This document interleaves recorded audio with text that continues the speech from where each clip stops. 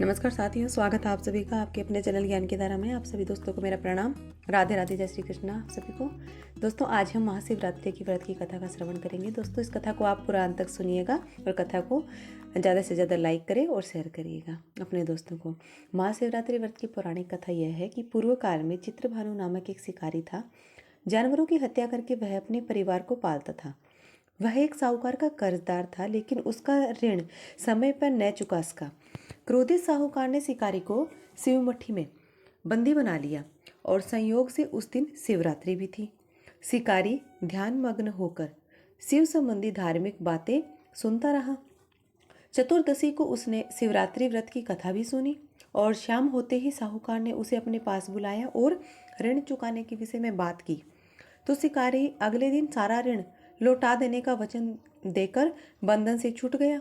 अपनी दिनचर्या की भांति वह जंगल में शिकार के लिए निकला, लेकिन दिन भर बंदी गृह में रहने के कारण भूख प्यास से वह बहुत ही व्याकुल था और शिकार खोजता हुआ वह बहुत दूर निकल गया। जब अंधकार हो गया तो उसने विचार किया कि रात जंगल में ही बितानी पड़ेगी। तो वह वन में एक तालाब के किनारे एक बेल के पेड़ पर चढ़कर रात बिताने का इंतजार करने लगा। बिल्व वृक्ष के नीचे शिवलिंग था जो बिल्व पत्रों से ढका हुआ था, तो शिकारी को उसका पता नहीं चला।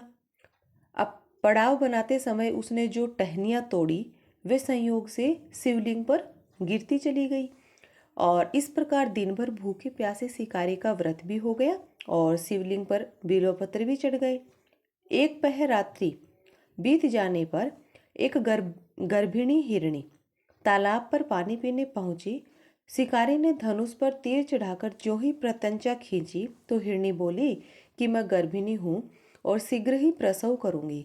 तुम एक साथ दो जीवों की हत्या करोगी, जो ठीक नहीं है। मैं बच्चे को जन्म देकर शीघ्र ही तुम्हारे समक्ष प्रस्तुत हो जाऊंगी, तब मुझे मार लेना। शिकारी ने प्रत्यंचा ढीली कर दी और हिरणी जंगली झाड़ियों में लुप्त हो गई।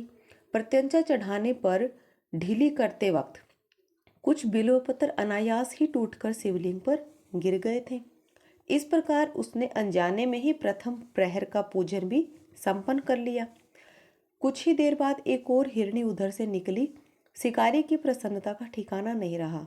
समीप आने पर उसने धनुष पर बाण चढ़ाया और जब उसे देख हिरणी ने विनम्रतापूर्वक निवेदन किया कि हे शिकारी, मैं थोड़ी देर पहले ऋतु से निवृत्त हुई हूँ, कामातुर विरहिणी हूँ और अपने प्रिय की खोज में भटक रही हूँ। मैं अपने पति से मिलकर शीघ्र ही तुम्हारे पास आ जाऊंगी। शिकारी ने उसे भी जाने दिया। 2 बार शिकार को खोकर उसका माथा ठनका। अब वह चिंता में पड़ गया। रात्रि का आखिरी पहर बीत रहा था।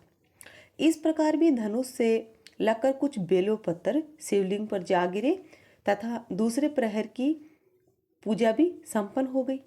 तभी एक अन्य हिरणी अपने बच्चों के साथ उधर से निकली। शिकारी के लिए यह स्वर्णिम अवसर था। उसने धनुष पर तीर चढ़ाने में देर नहीं लगाई। वह तीर छोड़ने ही वाला था कि हिरणी बोली, हे शिकारी, मैं इन बच्चों को इनके पिता के हवाले करके लौट आऊंगी। इस समय मुझे तुम मत मारो। शिकारी हंसा और बोला कि सामने आए शिकार को छोड़ दूं, मैं ऐसा मूर्ख नहीं। इससे पहले मैं 2 बार अपना शिकार खो चुका हूं। मेरे बच्चे भूख प्यास से व्यग्र हो रहे होंगे। तो उत्तर में हिरणी ने फिर यह कहा, जैसे तुम्हें अपने बच्चों की ममता सता रही है, ठीक वैसे ही मुझे भी हे शिकारी।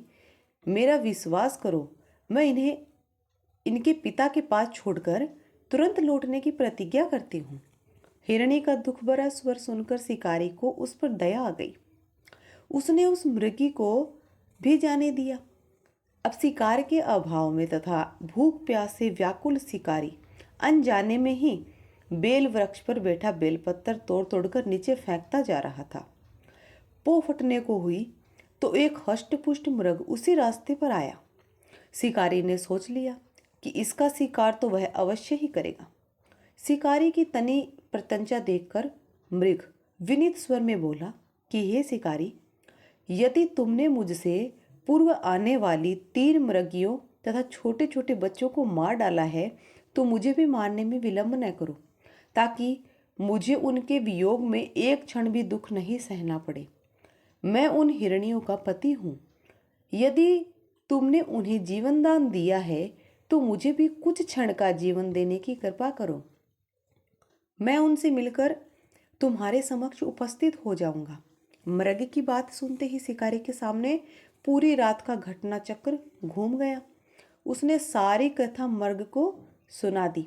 तब मृग ने कहा कि मेरी तीनों पत्नियां जिस प्रकार प्रतिज्ञाबद्ध होकर गई है, मेरी मृत्यु से अपने धर्म का पालन नहीं कर पाएगी। अतः जैसे तुमने उन्हें विश्वास पत्र मानकर छोड़ा है, वैसे ही मुझे भी जाने दो।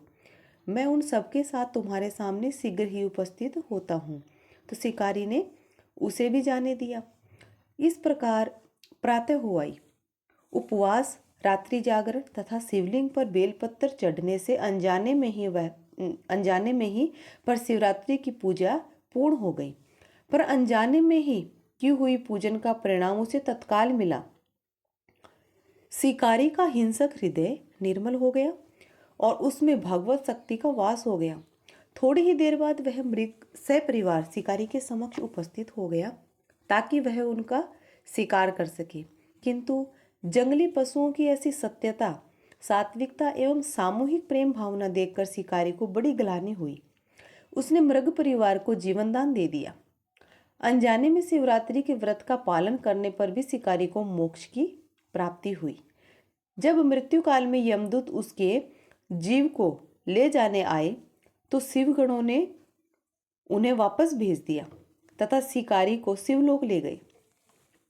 शिवजी की कृपा से ही अपने इस जन्म में राजा चित्रभानु अपने पिछले जन्म को याद कर पाए तथा महाशिवरात्रि के महत्व को जानकर उनका अगले जन्म में भी पालन कर पाए।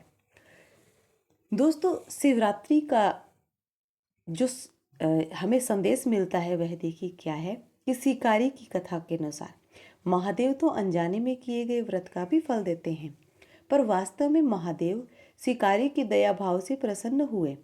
अपने परिवार के कष्ट का ध्यान होते हुए भी शिकारी ने मृग परिवार को जाने दिया। यह करुणा ही वस्तुतः उस शिकारी को उन पंडित एवं पुजारियों से उत्कृष्ट बना देती है, जो कि सिर्फ रात्रि जागरण, उपवास एवं दूध, दही, बेलपत्र आदि के द्वारा शिव को प्रसन्न कर लेना चाहते हैं। इस कथा में सबसे महत्वपूर्ण बात यह है दोस्तों कि कथा में अनजाने में हुए पूजन पर विशेष बल दिया गया है। इसका अर्थ यह नहीं है कि शिव किसी भी प्रकार से किए गए पूजन को स्वीकार कर लेते हैं अथवा भोलेनाथ जाने या अनजाने में भी हुए पूजन में भेद नहीं कर सकते हैं। दोस्तों, वास्तव में वह शिकारी शिव पूजन नहीं कर रहा था। इसका अर्थ यह भी हुआ कि वह किसी तरह के किसी फल की कामना भी नहीं कर रहा था। तो उसने मृग परिवार को समय एवं जीवन दान दिया, जो कि शिव पूजन के समान है। शिव का अर्थ ही कल्याण होता है। उन निरीह प्राणियों का कल्याण करने के कारण ही वह शिव तत्व को जान पाया तथा उसका शिव से साक्षात्कार भी हुआ। तो दोस्तों, यह थी हमारी आज की महाशिवरात्रि की व्रत की कथा।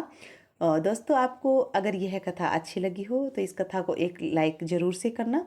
अपने परिवार में अन्य सभी सदस्यों को इस कथा को ज़रूर से शेयर करना, ताकि वह भी इस महाशिवरात्रि की व्रत की कथा को सुने और सुनकर इसका पुण्य लाभ प्राप्त कर सके। और कमेंट सेक्शन में दोस्तों एक बार ओम नमः शिवाय ज़रूर से लिखना। और आपके अपने इस चैनल ज्ञान की धारा को जो भी मेरे नए दर्शक हैं, माताएं बहनें हैं, जिन्होंने अभी तक चैनल को सब्सक्राइब नहीं किया है, वो चैनल को सब्सक्राइब करके बेल आइकन पर क्लिक कर दीजिए, ताकि आपको मेरी ऐसी ही हर एक आने वाली ज्ञानवर्धक वीडियो का, गीता जी के अध्याय का, महात्म्य का और हर माह में आने वाले व्रत की कथाओं का नोटिफिकेशन सबसे पहले मिलता रहेगा। तो चलिए दोस्तों, अब हम मिलते हैं एक नई वीडियो में और एक नई कथा के साथ। तब तक के लिए आप सभी दोस्तों को मेरा प्रणाम। जय श्री कृष्णा, राधे राधे दोस्तों, आप सभी को मेरा